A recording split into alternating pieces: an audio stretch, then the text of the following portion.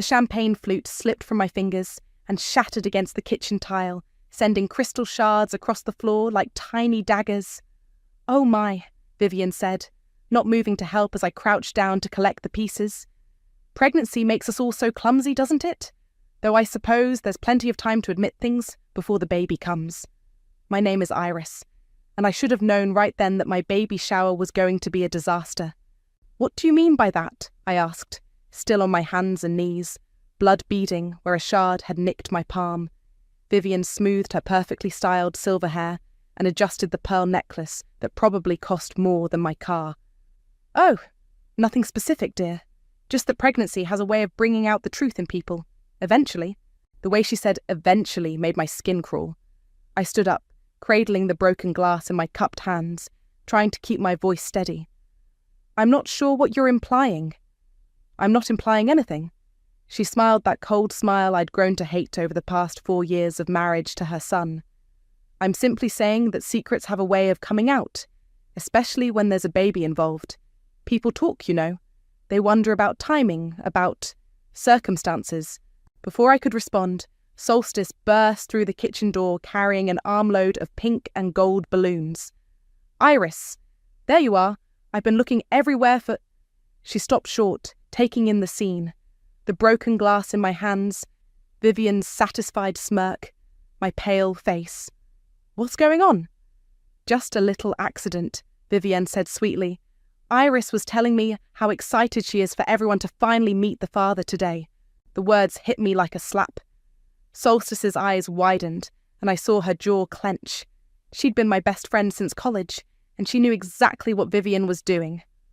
"Well," Solstice said, her voice dangerously calm, "I'm sure everyone's excited to celebrate Iris and Braxton's miracle baby.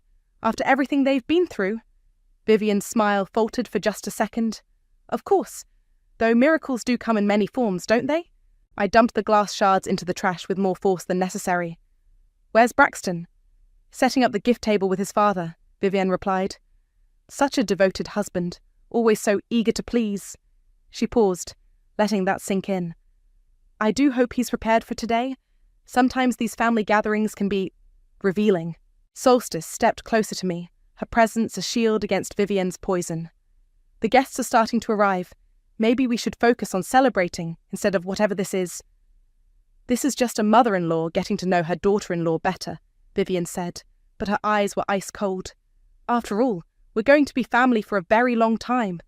Aren't we, Iris?" The question hung in the air like a threat. I wanted to scream, to tell her exactly what I thought of her passive-aggressive games, and her precious son who never stood up to her. Instead, I forced a smile. "Of course we are."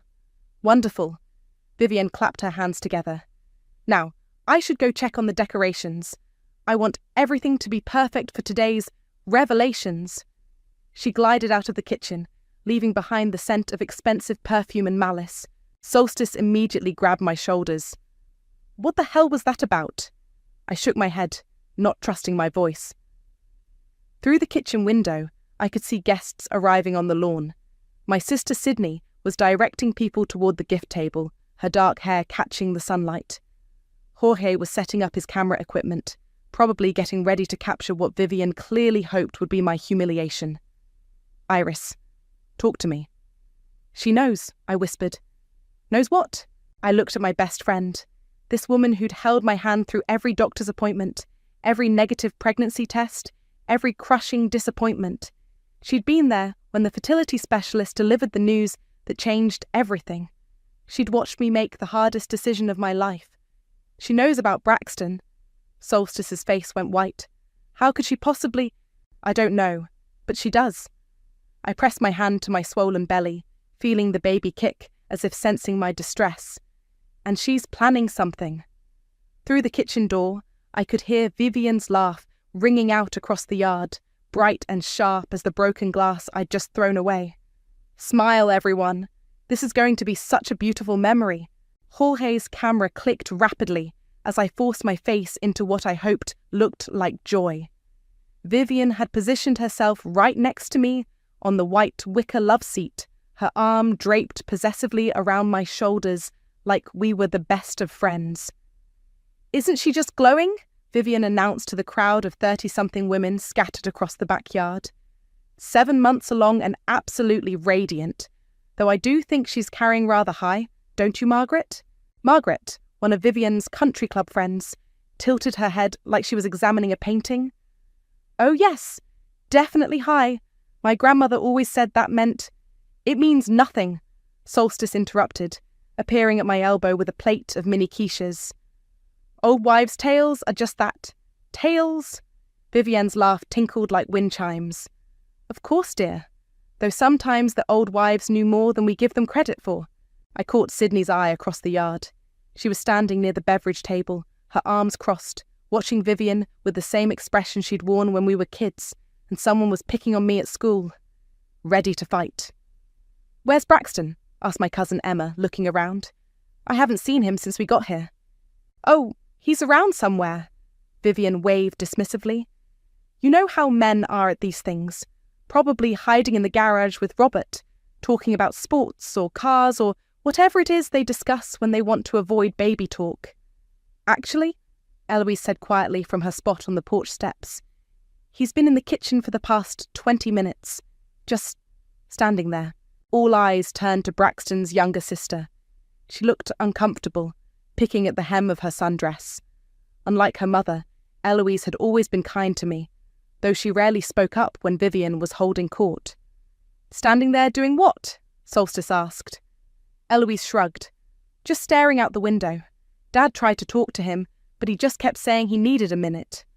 Pre-daddy jitters, Vivian said with another laugh, but I caught the sharp look she shot toward the house.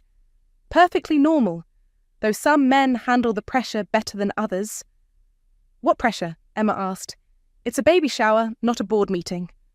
Oh, you know. Vivian's voice took on that syrupy tone that made my teeth ache.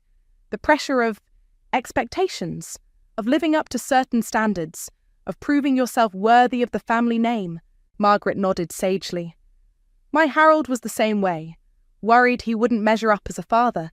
Course, that was back when men actually worried about such things. Times have certainly changed, Vivian agreed. These days it seems like anyone can become a father, regardless. The conversation felt like walking through a minefield. Every word Vivian spoke seemed loaded with hidden meaning, and I could see some of the guests starting to pick up on the tension. I think I'll go check on him, I said, starting to stand. Oh no, sweetie, you stay put. Vivian pressed me back down with surprising strength. This is your day. Let the men sort themselves out. Besides, we haven't even gotten to the games yet. Games? I asked weakly. I've prepared something special, Vivian's eyes glittered. A little guessing game about the baby. When it was conceived, what it might look like, who it might take after. You know, the usual fun. Solstice stepped closer. Maybe we should just stick to opening presents. Nonsense! Games make everything more memorable. Vivian clapped her hands. Jorge, make sure you get pictures of everything. I want to capture every moment of this special day. Jorge nodded, but I noticed he kept glancing toward the house, probably wondering where the father-to-be had disappeared to. Eloise, dear. Vivian called to her daughter. Why don't you go get your brother? Tell him it's time to join the celebration.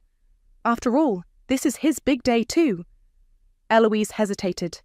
Mum, maybe we should just go get him.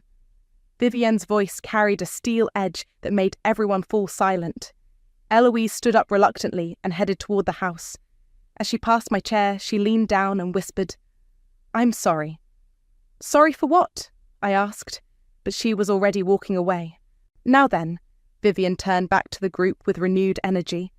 While we're waiting for the guest of honour, why don't we start with a little game I like to call Guess the Truth? Everyone gets to share what they think they know about our little miracle baby here. The blood drained from my face. Sydney started moving toward us, her expression murderous, but Vivian was already pulling out a stack of index cards. I've prepared some questions that I think will be absolutely fascinating to explore. Actually, let's skip the games and move straight to toasts. Robert's voice cut through the tension as he emerged from the house, Braxton trailing behind him like a scolded child. Vivian's smile tightened. But Robert, I had such fun activities planned. Toasts, he repeated firmly, giving his wife a look I'd never seen before. That's what people do at celebrations. They toast the happy couple. Braxton finally made eye contact with me, and I could see the panic written all over his face. His hands were shaking as he grabbed a beer from the cooler. Of course. Vivienne recovered quickly, tucking her index cards into her purse. How thoughtful of you, dear. Though I do think my games would have been more illuminating. Eloise appeared with a tray of champagne glasses, distributing them to the guests. When she got to me, she hesitated. Just sparkling cider for the mama-to-be, she said softly, handing me a glass filled with golden liquid. How considerate, Vivienne said, accepting her champagne. Though I suppose we should all be careful about what we're drinking today. Wouldn't want anyone to say something they might regret. The threat was barely veiled. I watched as guests began to shift uncomfortably, sensing the undercurrents they couldn't quite identify. I'll go first, Sydney announced, raising her glass. She'd positioned herself directly across from Vivienne, and her voice carried across the yard. To my sister Iris, who's the strongest woman I know. She's been through hell and back to get this baby, and anyone who tries to diminish that can go straight to... Sydney, I warned. Can go straight to the store and buy some class, she finished, never taking her eyes off Vivienne. A few people chuckled nervously. Vivienne's smile never wavered. How sweet, she said. Family loyalty is so important, isn't it? Though sometimes loyalty can blind us to certain realities. What realities? Solstice stepped forward, her voice sharp. Oh, nothing specific. Vivienne waved her hand airily. Just that sometimes the people we love most are the ones keeping the biggest secrets from us. The yard fell silent, except for the sound of ice clinking in glasses. Jorge had stopped taking pictures and was watching the scene unfold with obvious concern. Mum, Eloise said quietly, maybe we should just... I'd like to make a toast, Vivienne announced, rising to her feet with theatrical flair. If I may. No one answered, but she continued anyway, raising her champagne glass high. To my daughter-in-law Iris, she began, her voice carrying that false sweetness that made my skin crawl. Who has brought such excitement to our family? Such mystery, such intrigue? Braxton was staring at the ground, his knuckles white around his beer bottle. When Braxton first brought Iris home, Vivienne continued, I knew she was special, different, the kind of woman who would do absolutely anything to get what she wanted. Vivienne, Robert warned, but she ignored him. And look how it's all worked out. After years of trying, suddenly, miraculously, a baby, just when it seemed like it might never happen. She paused, letting her words sink in. It's amazing what modern medicine can accomplish these days, isn't it? My heart was pounding so hard, I was sure everyone could hear it. Of course. Vivienne's voice grew louder, more confident. We're all just so eager to finally meet the father. The words hung in the air like a bomb waiting to explode. Several guests gasped. Margaret's champagne glass slipped from her fingers. Emma's mouth fell open. I looked at Braxton, waiting for him to say something, anything, to defend me, to defend us, to tell his mother to stop. Instead, he looked down at his shoes and said nothing. The silence stretched on, broken only by the sound of someone's phone buzzing and a dog barking in the distance. Every eye in the yard was on me, waiting for my response. Vivienne, Robert said again, his voice harder now. That's enough? Is it? She asked innocently. I'm just saying what everyone's thinking. Aren't you all curious about the timing? About how suddenly everything worked out after years of difficulties? She was looking directly at me now, her eyes glittering with malicious satisfaction. Some truths, she said, taking a sip of her champagne, just won't stay hidden forever. That's when I stood up, my chair scraping against the patio stones, and walked toward the house, not to run away, not to hide, to get my laptop. Iris, Solstice called after me. Where are you going? I didn't answer. I had something to show them, something that would wipe that smug smile off Vivienne's face forever. Behind me, I heard her laugh, bright and victorious. Don't worry, everyone. I'm sure she just needs a moment to collect herself. My hands trembled as I opened my laptop on the kitchen counter. The screen flickered to life, And there it was. The folder I'd labelled medical records. The folder Braxton had begged me to delete a dozen times. Iris, what are you doing? I spun around to find Eloise standing in the doorway, her face pale. Getting the truth, I said, clicking through the files. Please don't. She stepped closer, wringing her hands. Whatever Mum said out there, she didn't mean it. She gets carried away sometimes. Carried away? I laughed, but there was no humour in it. She just accused me of cheating on your brother in front of 30 people. She didn't say that exactly. She said everyone was eager to meet the father. What do you think that means, Eloise? Eloise's eyes filled with tears. I know what it means, but if you do this, if you show them, it'll destroy him. And what about me? I asked, finding the file I needed. What about what this is doing to me? Through the kitchen window, I could see the guests huddled in small groups, whispering. Vivian was holding court near the gift table, probably spinning her web of implications even tighter. He loves you, Eloise said desperately. Braxton really loves you. He's weak when it comes to Mum. He always has been. Then maybe it's time he learned to be strong. Footsteps echoed in the hallway, and Braxton appeared, his face flushed and panicked. Iris, please come back outside. Everyone's asking questions and Mum's getting more worked up and... He stopped when he saw the laptop. What are you doing? What I should have done years ago. No. He rushed forward, reaching for the computer. You can't. We agreed. You agreed, I snapped, pulling the laptop away from him. I went along with it because I thought you'd eventually find your backbone. I was wrong. Iris, please. His voice cracked. If you show them that document, everyone will know. Everyone will know I can't. That I'm not what, Braxton? Not man enough? Not fertile enough? Not brave enough to stand up to your mother? Eloise gasped. Oh God, it's true, isn't it? The rumours about you two having problems. Mum wasn't just being cruel. She actually knows. Braxton's face crumpled. How could she know? We never told anyone except who? I demanded. The insurance company, he whispered. For the fertility treatments. But that's confidential, they can't... Margaret works for the insurance company, Eloise said quietly. She processes claims. Mom and Margaret have been friends for 20 years. The pieces clicked into place. Margaret's knowing looks, Vivian's confidence, the way she'd been building up to this moment all afternoon. She's known all along, I said. She's known about your infertility, about the donor, about everything. And she's been waiting for the perfect moment to humiliate me. Iris, I'm sorry. Braxton reached for me again. I'm so sorry. I should have defended you out there. I should have told her to stop, but you didn't. I closed the laptop and tucked it under my arm. You never do. Where are you going? Eloise asked. Back outside, to finish what your mother started? Iris, wait. Braxton grabbed my wrist. If you do this, there's no going back. Everyone will know. My co-workers, my friends, everyone in town. They'll all know I couldn't get my own wife pregnant. I looked at him, really looked at him, and saw not the man I'd fallen in love with, but a scared little boy who'd never learned to stand up for himself or anyone else. And what about me, Braxton? What about the fact that everyone out there thinks I cheated on you? What about my reputation? My dignity? That's different. How is it different? He opened his mouth, then closed it, unable to find an answer. Exactly. I pulled free from his grip. It's different because I'm not your mother's son. I'm just the woman who had the audacity to marry into her perfect family. I walked toward the door, but Eloise stepped in front of me. Please, she said. There has to be another way. Can't you just ignore her?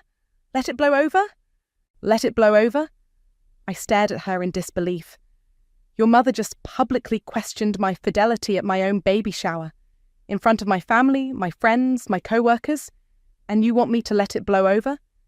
She'll deny it tomorrow. Say she was misunderstood. The damage is already done, Eloise. The only question now is whether I'm going to let her get away with it.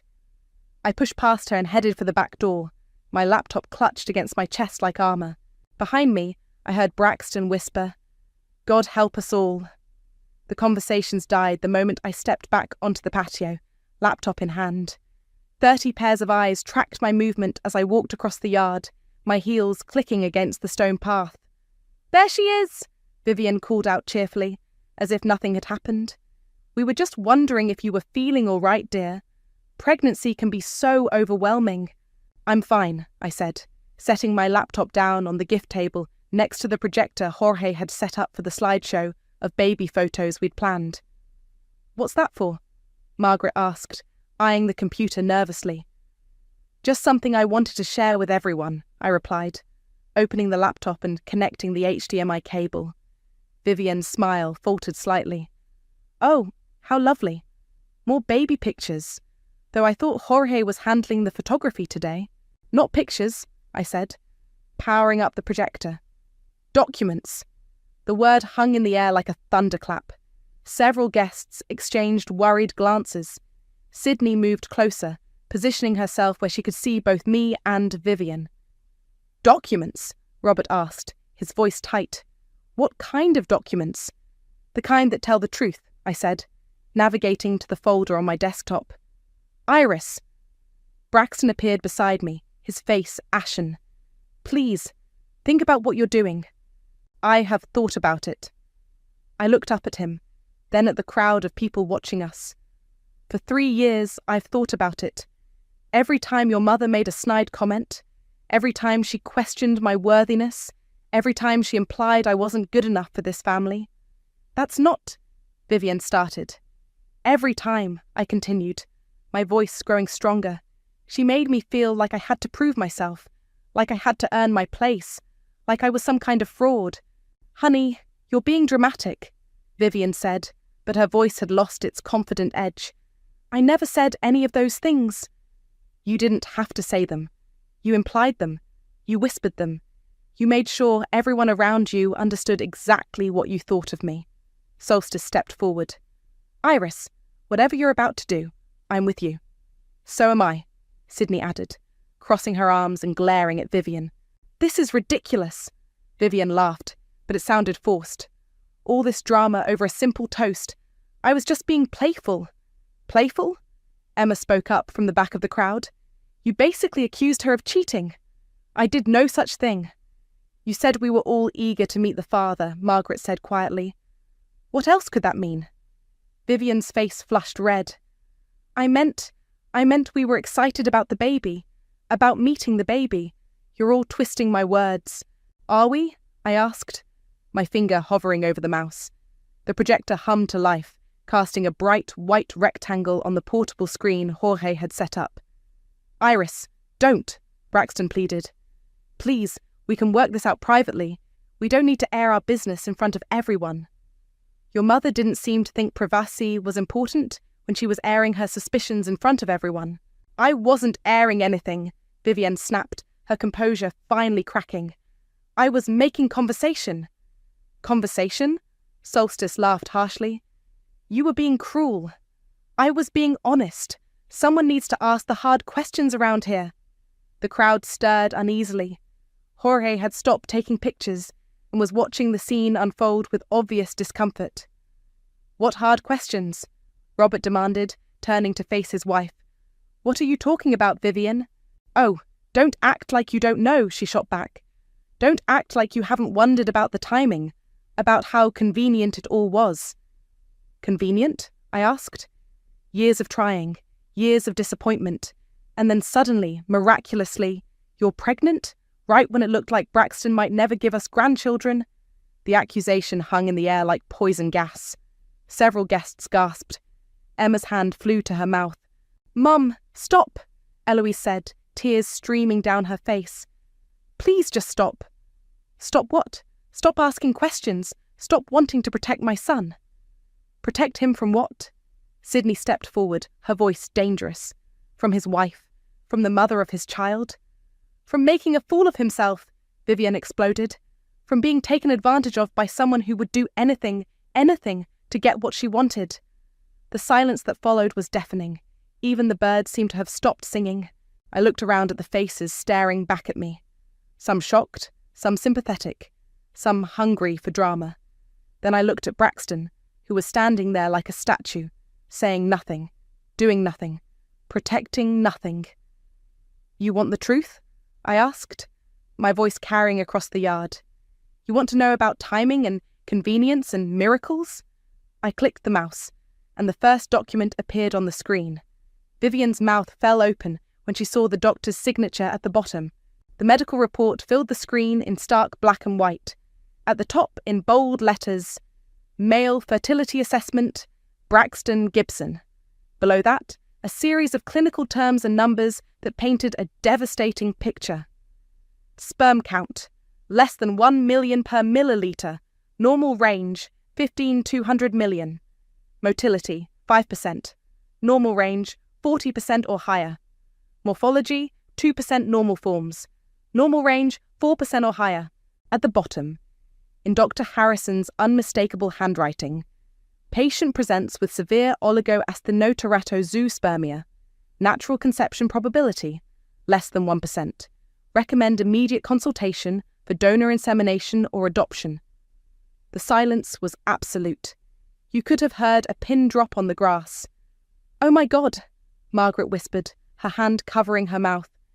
"Is that—" Emma started, then stopped. "That's a fertility report," Jorge said quietly, lowering his camera. "Braxton's fertility report." All eyes turned to Braxton, who looked like he wanted to disappear into the ground. His face had gone completely white, and his hands were shaking so badly he had to set down his beer. "Braxton?" Robert's voice was barely audible. "Son?" "I can explain," Braxton stammered. "It doesn't mean—" "It means," I said, my voice cutting through his stammering, "that your son is infertile. Severely infertile. Has been for years." Vivian was staring at the screen like it was written in a foreign language. This can't be right. There must be some mistake." "No mistake," I said, clicking to the next page. 3 different tests, same results every time. The second document showed the same devastating numbers, dated 6 months after the first. Then a third, dated a year later.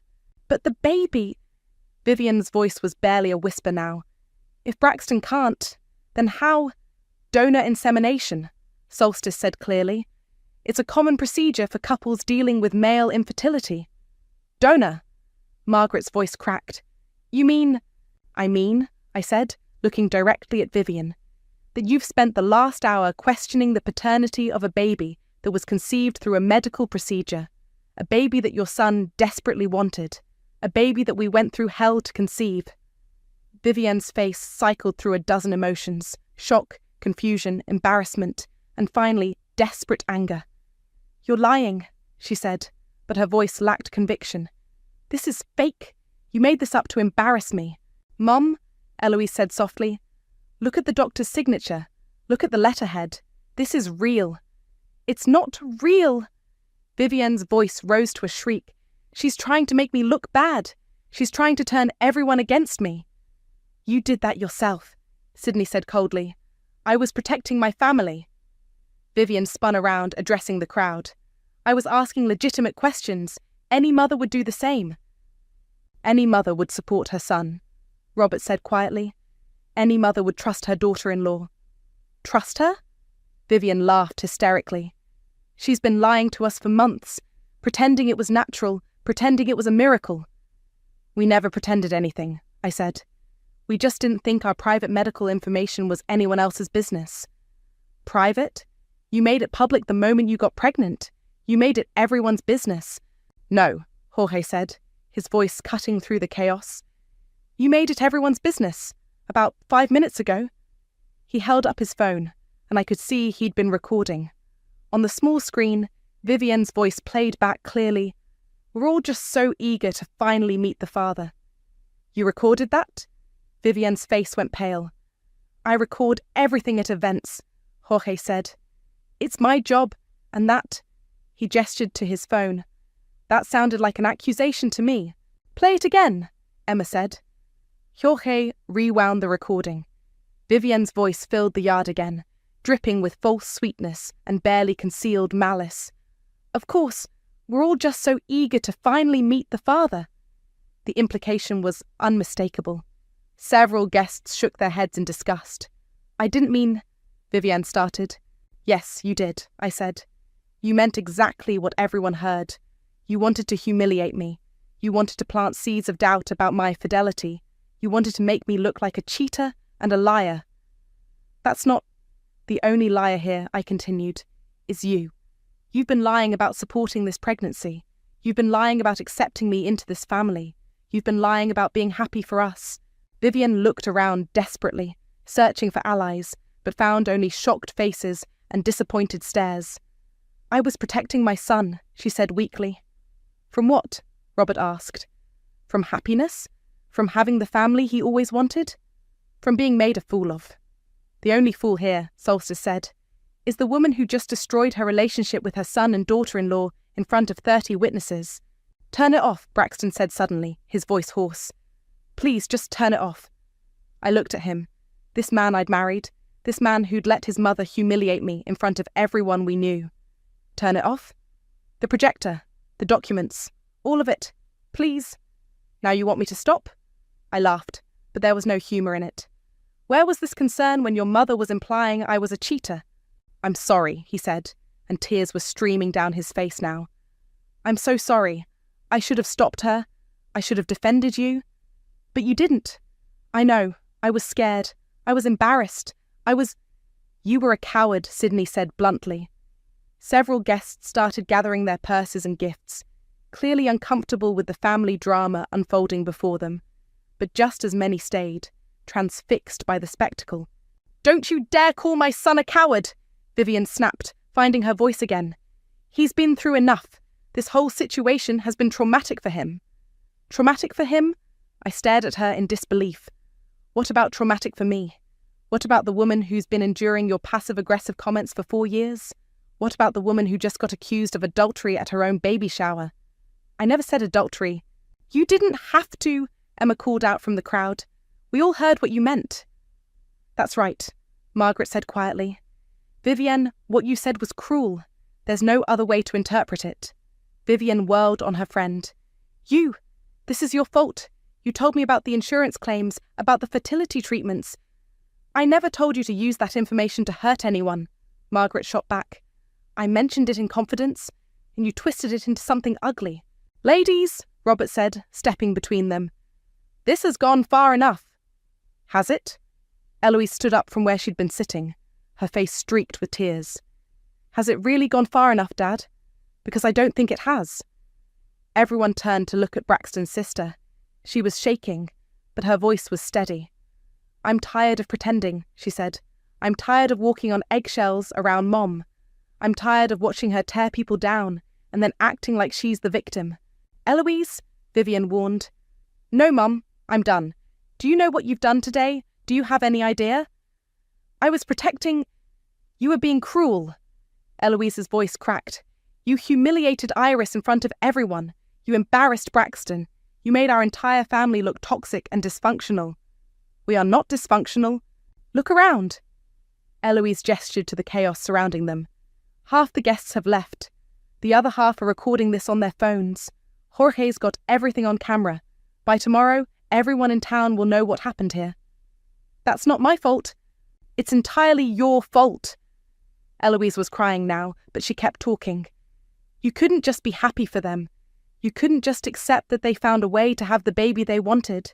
You had to make it about you. You had to be the centre of attention. I am the grandmother. You're a bully. The words exploded out of Eloise. You've always been a bully. You bullied Dad into submission years ago. You tried to bully Braxton into breaking up with Iris, and when that didn't work, you decided to bully Iris instead. Robert was staring at his daughter like he'd never seen her before. Eloise. It's true, Dad, and you know it. You've watched her do this for years. We all have. And we've all been too scared to call her out on it. I have never bullied anyone, Vivian said, but her voice was shaking now. Really? Eloise pulled out her phone. Because I've got about 50 text messages from you over the past month, all questioning whether Iris was really pregnant, whether the timing was suspicious, whether we should look into things before the baby came. Those were private conversations. Just like Iris and Braxton's medical information was supposed to be private. The crowd murmured agreement. Vivian looked around desperately, but found no support. I think, I said quietly, closing my laptop. That I've said everything I needed to say. I tucked the computer under my arm and started walking toward the house. Solstice and Sydney immediately flanked me. "Where are you going?" Braxton called after me. "Home," I said without turning around. "This is your home." I stopped and looked back at him. "No, Braxton. This was never my home. Your mother made sure of that. Iris, please, we can work this out. We can fix this. Can we? Are you going to stand up to her? Are you going to tell her that what she did today was unforgivable? Are you going to choose your wife and child over your mother's approval?" He opened his mouth, then closed it, unable to answer. That's what I thought. I walked into the house, leaving behind the wreckage of what was supposed to be one of the happiest days of my life. Behind me, I could hear Vivienne's voice, high and desperate. "This is all her fault. She's the one who ruined everything." But no one was listening to her anymore. The doorbell rang at 7 a.m, 3 weeks after the baby shower from hell. I was staying at Sydney's apartment, and she answered it before I could even get out of bed. "Absolutely not," I heard her say through the thin walls. "She doesn't want to see you." "Please, Sydney, just 5 minutes." Braxton's voice was hoarse, desperate. I pulled on my robe and waddled to the living room, my belly now so large I could barely see my feet. "It's okay," I told Sydney, who was blocking the doorway like a bouncer. "Let him in." He looked terrible, unshaven, dark circles under his eyes, wearing the same clothes he'd had on at the shower. In his hands, he clutched a manila envelope. "You look awful," I said, settling into Sydney's oversized armchair. "I feel awful." He sat down across from me, the envelope balanced on his knees. "Iris, I need to tell you something. About what happened after you left." "I don't really care what happened after I left." "Eloise moved out." That got my attention. "What?" "She packed her bags that night and went to stay with our cousin in Portland. She told Mom she was done enabling her behaviour. Used that exact word. Enabling." Sydney poured herself coffee and leaned against the kitchen counter, clearly planning to stay for this conversation. "And?" I prompted. "And Dad asked Mum to leave too." I blinked. "Robert kicked Vivienne out?" "Temporarily. He said he needed space to think about their marriage, about whether he wanted to spend the rest of his life married to someone who could be so cruel to family." "Where is she staying?" "Margaret's. Except Margaret's not really speaking to her either after what happened. Turns out half the country club saw Jorge's video." "Jorge posted the video?" Braxton shook his head. "Emma did. She posted it on Facebook with a caption about standing up to bullies. It got shared about 200 times before Vivienne made her take it down." Sydney snorted. "Too late by then, I bet." "Way too late. Mum's been asked to step down from the charity board. The garden club uninvited her from their annual luncheon. Even her book club is giving her the cold shoulder." "Good," I said flatly. Braxton looked up at me, surprised by my lack of sympathy. "Iris, she's my mother. She's suffering. She's experiencing consequences. There's a difference." He was quiet for a long moment, turning the envelope over in his hands. "You're right. That's what Dr. Martinez said too." "Who's Dr. Martinez?" "My therapist. I started seeing her the day after the shower." He looked up at me. "I know it's too little, too late, but I'm trying to understand why I let this happen, why I never stood up for you." "And what did she tell you?" "That I've been so afraid of losing my mother's approval that I was willing to sacrifice my wife's dignity to keep it. That I'm a people pleaser who's never learned to set boundaries. That I've been emotionally abusive through my inaction." The words hung in the air between us. Sydney raised her eyebrows but said nothing. "She also said," Braxton continued, "that if I wanted any chance of saving my marriage, I needed to make a choice. Really make it, not just say it." "What choice?"